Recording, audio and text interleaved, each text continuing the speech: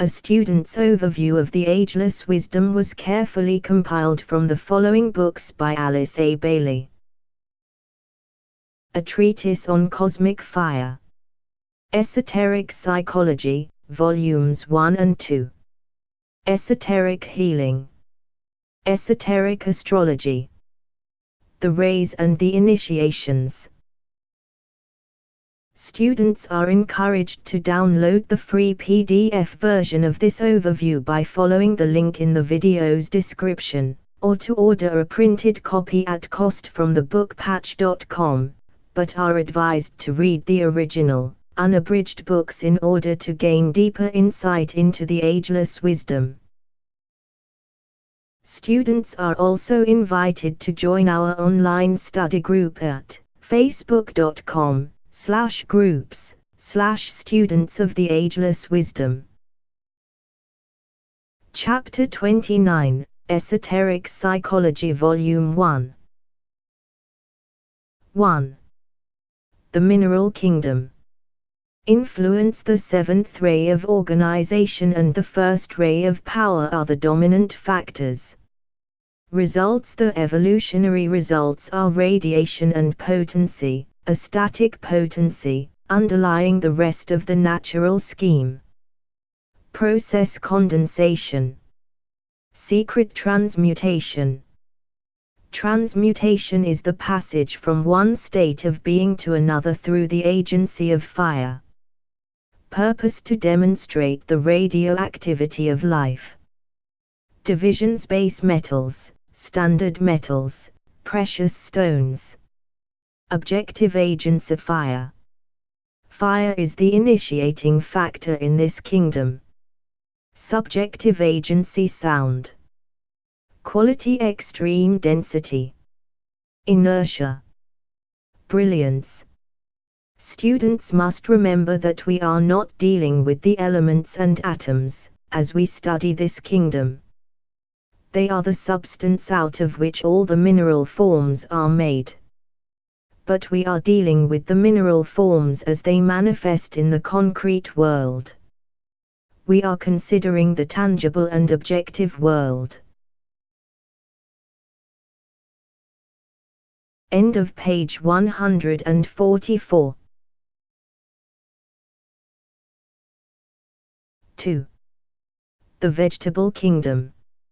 Influence is the second ray of love wisdom, working out in a vastly increased sensibility. The fourth ray of harmony and beauty, working out in the mineral harmonization of this kingdom throughout the entire planet. The sixth ray of devotion, or, as it has been expressed symbolically in the ancient wisdom, the urge to consecrate the life to the sun, the giver of that life, or again, the urge to turn the eye of the heart to the heart of the sun. Results. These work out in the second kingdom as magnetism, perfume, color and growth towards the light. These words I commend to you for your earnest study, for it is in this kingdom that one first sees clearly the glory which lies ahead of humanity. A. Magnetic radiation. The blending of the mineral and vegetable goals. B. The perfume of perfection. C. The glory of the human aura. The radiant orgoids. D. Aspiration which leads to final inspiration. Process. Confirmation, or the power to conform to the pattern set in the heavens, and to produce below that which is found above.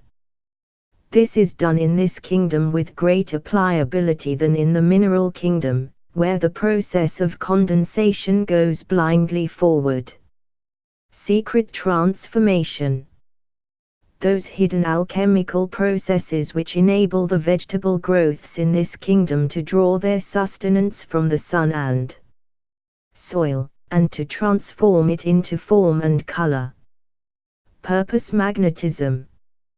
That inner source of beauty, loveliness and attractive power which lures to it the higher forms of life, leading the animal forms to consume it for food, and the thinking entities to draw from it inspiration, comfort and satisfaction of a mental kind.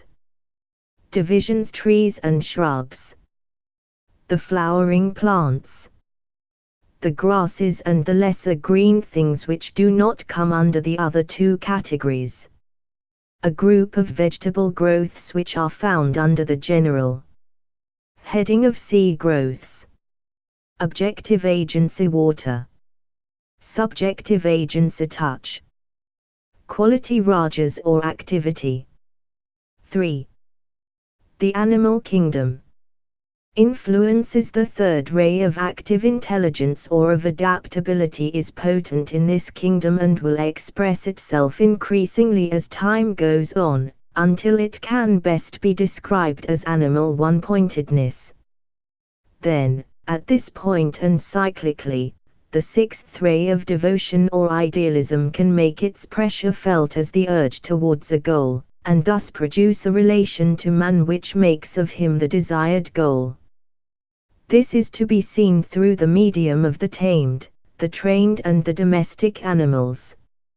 Results: in the one case we find the third ray producing the emergence of instinct, which in its turn creates and uses that marvelous response apparatus we call the nervous system, the brain, and the five senses which lie behind and which are responsible. End of page 145. For them as a whole. It should be noted that, wide as we may regard the difference between man and the animals, it is really a much closer relation than that existing between the animal and the vegetable. In the case of the sixth ray, we have the appearance of the power to be domesticated and trained, which is, in the last analysis, the power to love, to serve and to emerge from the herd into the group. Ponder on the words of this last paradoxical statement. Process: this is called concretization.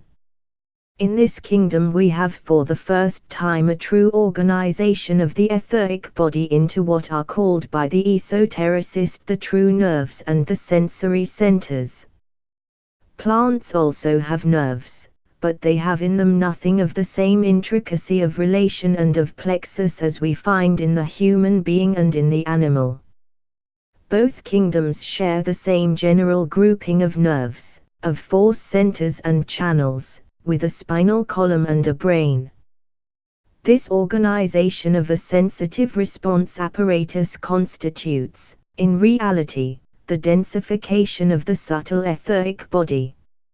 Secret: this is called transfusion, which is a very inadequate word to express the early blending, in the animal, of the psychological factors which lead to the process of individualization. It is a process of life-giving, of intelligent integration and of psychological unfoldment, to meet emergency purpose. This is called experimentation. Here we come to a great mystery, and one that is peculiar to our planet. In many esoteric books it has been stated and hinted that there has been a mistake, or a serious error, on the part of God Himself, of our planetary logos, and that this mistake has involved our planet and all that it contains in the visible misery, chaos and suffering. Shall we say that there has been no mistake, but simply a great experiment, of the success or failure of which it is not yet possible to judge? The objective of the experiment might be stated as follows: it is the intent of the planetary logos to bring about a psychological condition which can best be described as one of divine lucidity. The work of the psyche, and the goal of the true psychology, is to see life clearly, as it is, and with all that is involved.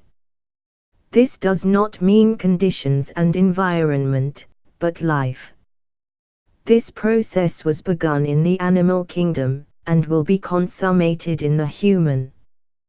These are described in the Old Commentary as the two eyes of deity, both blind at first, but which later see, though the right eye sees more clearly than the left. The first dim indication of this tendency towards lucidity is seen in the faculty of the plant to turn towards the sun. It is practically non-existent in the mineral kingdom. Divisions first. The higher animals and the domestic animals, such as the dog, the horse and the elephant. Secondly, the so-called wild animals, such as the lion, the tiger, and the other carnivorous and dangerous wild animals. Thirdly, the mass of lesser animals that seem to meet no particular need nor to fill any special purpose, such as the harmless yet multitudinous lives found in our forests, our jungles and the fields of our planet. Instances of these in the West are the rabbits and other rodents. Objective agents of fire and water, fierce desire and incipient mind. These are symbolized in the animal power to eat and drink. Subjective agents of smell or scent, the instinctual discovery of that which is needed, from the activity of ranging forth for food and the use of the power to scent that food, to the identification of the smell of a beloved master and friend. Quality tamers or inertia, but in this case it is the tamasic nature of mind and not that of matter, as usually understood. The chitta or mind stuff can be equally tamasic. End of page 146. The two problems which are of immediate concern to mankind in relation to the animal kingdom are 1. The problem of human relations and responsibility. 2. The problem of animal individualization. The relation of the rays to the centers in the average aspirant might be classified as follows. 1. Head center ray of will or power first ray. 2. Ajna center ray of concrete knowledge fifth ray. 3. Throat center ray of active intelligence third ray. 4. Heart center ray of love wisdom second ray. 5. Solar plexus center ray of devotion sixth ray. 6. Sacral center ray of ceremonial magic seventh ray. 7. Base of spine ray of harmony fourth ray. 4. The human kingdom. Man is a living entity, a conscious son of God, a soul, occupying an animal body. Here lies the point. He is therefore in the nature of a link, and a far from missing link. He unifies in himself the results of the evolutionary process as it has been carried on during the past ages, and he brings into contact with that evolutionary result a new factor, that of an individual self-sustaining, self-knowing aspect. It is the presence of this factor and of this aspect which differentiates man from the animal. It is this aspect which produces in humanity a consciousness of immortality, a self-awareness and a self-centeredness which make man truly to appear in the image of God. It is this innate and hidden power which gives man the capacity to suffer which no animal possesses, but which also confers on him the ability to reap the benefits of this experience in the realm of the intellect. The rays and the races. We have been told in the past teaching of the ageless wisdom that a human being is a triple aspect of energy, and that he is essentially a trinity, as is the deity. We speak of him technically as monad-ego personality. We define him as spirit soul body. I should like to point out here that in studying the human family as a unit and as a whole, it also will be discovered to be essentially a monad, with 7 egoic groups, within which all souls, in incarnation and out of incarnation, find their place, and with 49 corresponding racial forms through which the 7 groups of souls cyclically express themselves. All souls work out their destiny in all races, but certain types predominate in certain racial forms. Where, then, is to be found any reason for racial predilections or antipathies? In the realization of the truth that we all, at some time, experience incarnation in all racial forms will come the knowledge that there is only unity. The subject may be clarified if we tabulate the teaching and the ray relationship to the races as follows. Ray full expression major influence. Ray 1 will / power in the 7th through trace 1st and 7th subraces. First ray soul's perfection of the plan. Ray 2 love / wisdom in the 6th through trace 2nd and 6th subraces. Second ray soul's perfected intuition. Ray 3 active intelligence in the 5th through trace 3rd and 5th subraces. Third ray soul's Aryan race. Perfected intellect. Ray 4 harmony / conflict in the 4th through trace 4th and 6th subraces. Fourth ray soul's Atlantean race. Perfected astralism. Ray 5 concrete knowledge in the 3rd root trace 5th and 3rd subraces. Fifth ray soul's Lemurian. Perfected physical. Ray 6 devotion / idealism in the 2nd root trace 6th and 2nd subraces. Sixth ray souls.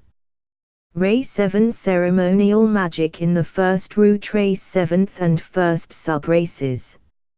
Seventh ray souls. End of page 147. We might here make the following suggestions as to the relation between the races and the centers in the body of humanity. Races center expression.